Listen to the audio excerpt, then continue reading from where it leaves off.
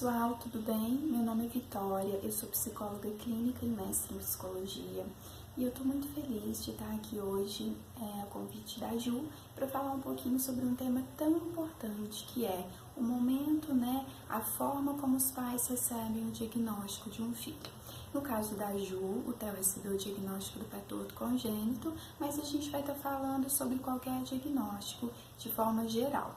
Como é que é receber um diagnóstico? Como é que é para um papai, para uma mamãe estar recebendo esse diagnóstico de um filho, seja depois do nascimento ou ainda durante a gestação?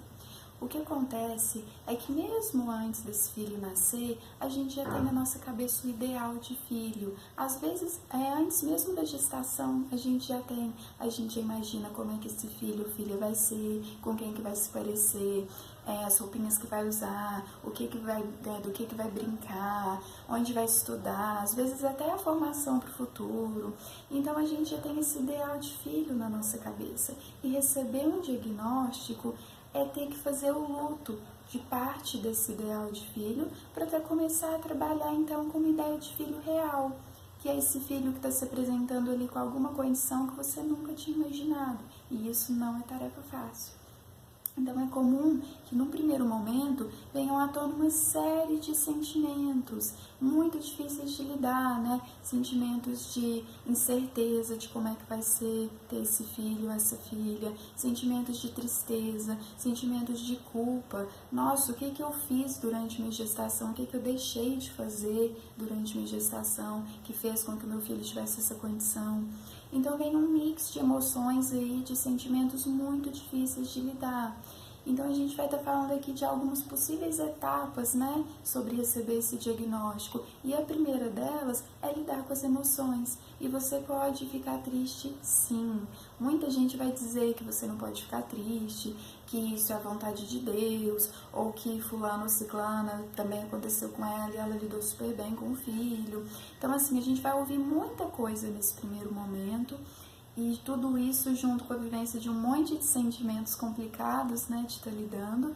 Mas o importante é que você se permita sentir todas essas emoções. E você tem todo o direito de ficar triste, de sentir medo, de ficar ansioso, em relação a como é que vai ser. Então, assim, é importante que você reconheça isso, que você tenha, assim, todo o direito de vivenciar essas emoções. Afinal, você está recebendo uma notícia que você não esperava e que você não estava contando para o seu filho, Então, depois de lidar com esses sentimentos, de reconhecer essas emoções, vem um segundo momento, que é o momento de você conversar. Conversa muito, conversa com quem você tiver vontade, conversa com seu companheiro, com a sua companheira, conversa com a sua família, com seus amigos, com as pessoas que você encontrar na rua e talvez achar que está passando pela mesma situação e sentir vontade de conversar. O importante é que você possa conversar e partilhar isso com quem você quiser. Mas também, junto com isso, conversar com profissionais, buscar orientação, buscar muita informação sobre o que é isso que seu filho ou filha, vai ter, como que você pode lidar com isso, quais são os recursos disponíveis para vocês, em termos de tratamento, quais são as possibilidades, como é que vai ser vivenciar isso. Então, assim, conversa muito, pesquisa, se oriente, mas divida isso com as pessoas. Você não precisa e nem deve passar por isso sozinho ou sozinha, Depois disso, vem uma etapa que é uma etapa de experimentação, de flexibilização.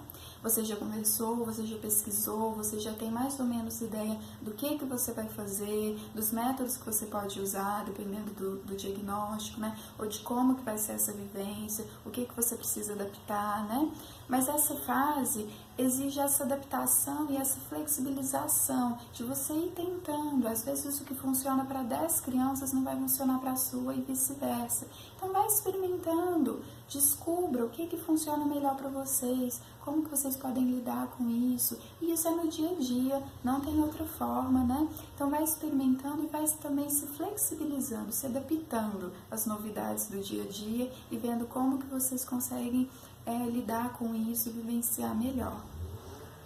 E por fim tem uma etapa que eu acho que a gente pode considerar que ela perdura para sempre, Que é a etapa da vivência.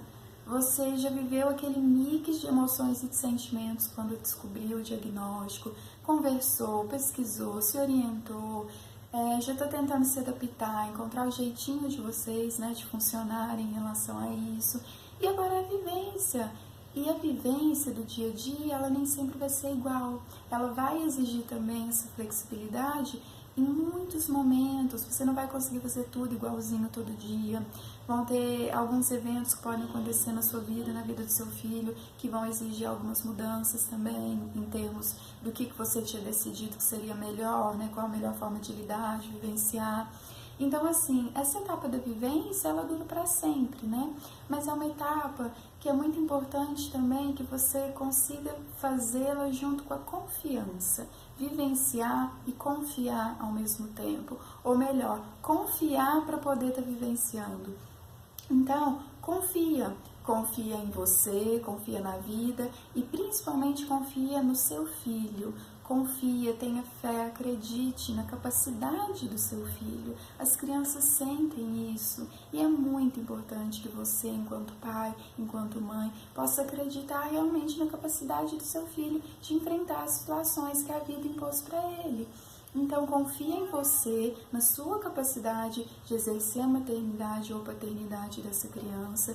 Confia na vida, confia que as coisas podem e vão dar certo, né? Que é um caminho, que é um percurso mesmo, de altos e baixos, mas também confia no seu filho, de que ele consegue passar por isso. E você consegue ser mãe ou ser pai dele para ajudar ele, para vivenciar tudo isso junto com ele. Isso é muito importante.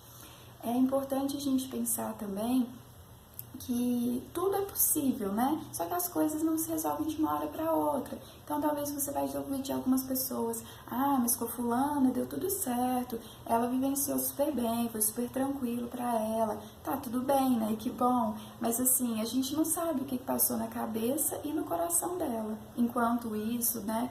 Antes disso, enfim, então é muito importante a gente ter esse respeito em relação à individualidade de cada um, né?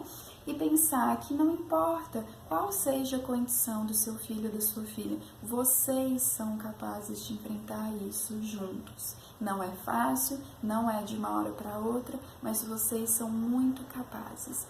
E é uma ilusão a gente pensar na questão do filho perfeito, né? O filho que nasce perfeitinho, o filho que não tem nada, o filho que não tem nada de diferente. A gente confunde, né? O que é saudável, a gente chama de normal, e qualquer outra diferença a gente acha que está errado. E não é bem assim. Na verdade, essa questão do filho perfeito também uma ilusão da nossa cabeça.